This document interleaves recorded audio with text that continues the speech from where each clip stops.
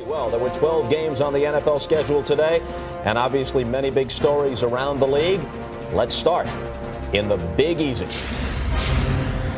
I'm JP Peterson in Tampa. The Bucs upset the Bengals 14-13. A dramatic comeback. Michael Clayton, the winning touchdown catch. You asked for the ball this week, and you got it. Your emotion. Hey, it's a great win, man. I've been on a way to utilize it. JP Peterson in Tampa. Matt Bryant's 61-yard field goal wins it for the Buccaneers. Matt, your thoughts on that incredible kick? Unbelievable, man. You know, right before I was going to kick, Bidwell tell me, he goes, just have fun. And then snap, hold, and kick, and we're having a lot of fun now. JP Peterson of our Tampa affiliate WFLA is outside St. Joseph's Hospital in Tampa. What can you tell us, JP? Well, earlier today, Michael Clayton, the Bucs wide receiver, told us that early on in the game, Chris was laboring to get some of the plays out, couldn't get through the plays. Michael asked him if he's going to be okay. Chris said, yeah, let's go. And, of course, he drove him down the field for a touchdown. So, at least according to Michael Clayton, early on, Chris was laboring. But, again, we don't know exactly when that injury occurred. Back to you. JP, thanks very much. What did you think? That was awesome. What incredible. Whew. Whew. I think I soiled myself in turn 4.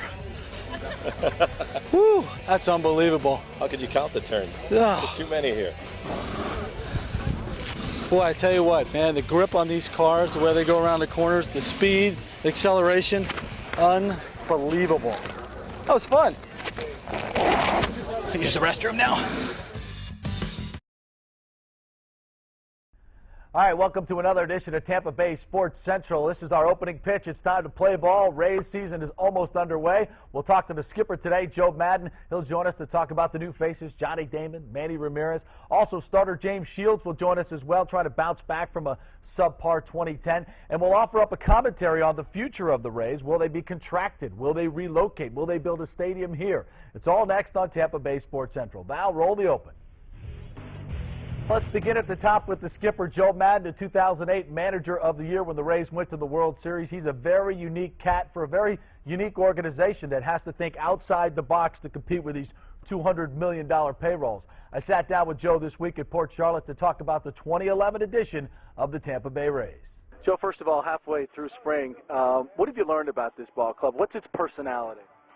It's actually a pretty good personality. It's a very fun personality. It's a hard-working group. It's a very talented group. All right, this is my last sportscast here at News Channel 8, but it's not a sad end, rather an emotional redirection on an incredibly blessed journey. For the past 9 years, News Channel 8 has afforded me the rare opportunity to practice my craft in the greatest community on earth. Sharing these incredible stories, covering local sports is my life's passion, and I hope that passion has somehow transmitted through the TV screen into your homes and into your hearts. We did it, Tampa! For me, local sports is not about winning or losing. It's about the human stories that can inspire.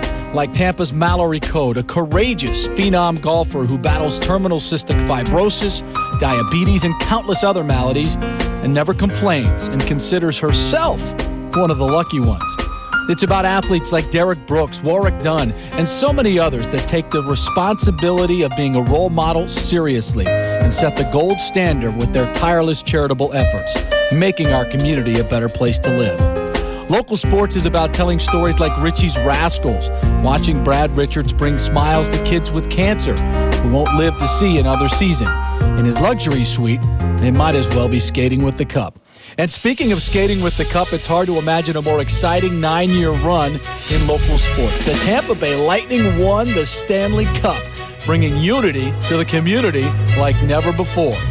We covered the Bucs' improbable and glorious run to the Super Bowl in San Diego. Has there been a prouder and more emotional moment of civic pride than when we lifted the Lombardi Trophy?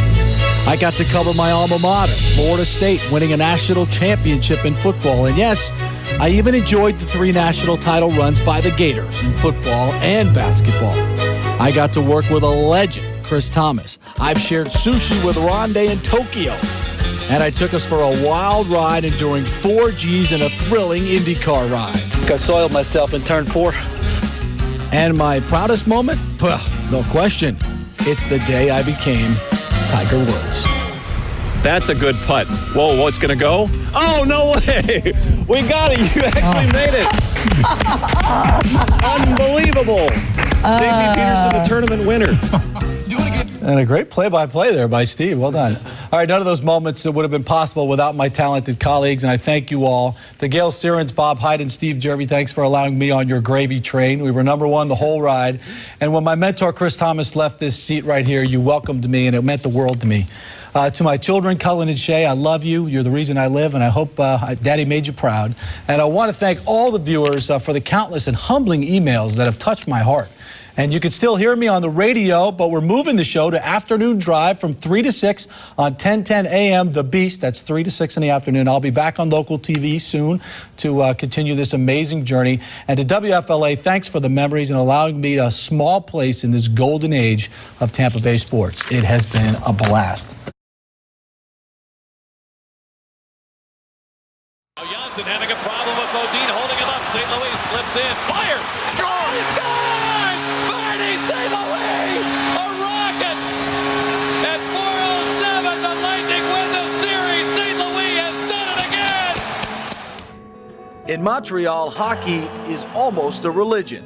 And across the river in a sleepy little village of St. Dorothy, the hockey gods have answered a prayer. This is a story about a blue-collar family who lived and loved the game, and a little boy with some skates and a dream. Marty St. Louis grew up here in this house built by his father's hand. He's still your baby, though, isn't he? He's my baby. Yeah. Norman and Franz St. Louis knew when Marty was 10 he would be an NHL star because Marty drew them a picture of his dream. It's one day I know I will be a hockey player. Eric, the captain. Marty, the assistant. Then, as now, Marty and his Lightning teammate Eric Perrin were inseparable. They played pee-wee hockey here at Sampson Arena, and Mom still has Marty's first hockey sweater. His first jersey. His first jersey? How old? 6, yeah. Now, did he sleep with his skates in the bed? He want to sleep with the skate, because it's too dangerous to sleep with the skate, and I put on the desk near the bed. Norman is a postman and carpenter, and after spending money on Marty's hockey equipment and tournaments, there was little left for the luxuries in life, like tickets to a Canadiens game. And so I was waiting to have a free ticket, you know, for somebody. And so finally I bring him, me and him alone, to the forum. He was maybe 10 or 11. His eyes was like that, you know. He was watching. And that night at the historic Montreal Forum, a little boy's hockey dream was cemented. And this week in Montreal, Marty and Eric and their families enjoyed the incredibly rare opportunity of living out that dream.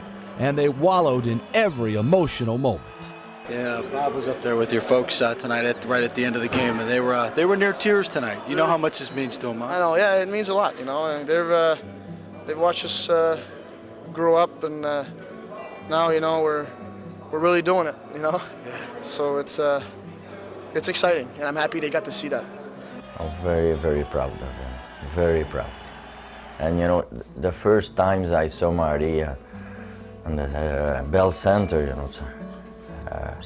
It was in the warm-up, and we cry together.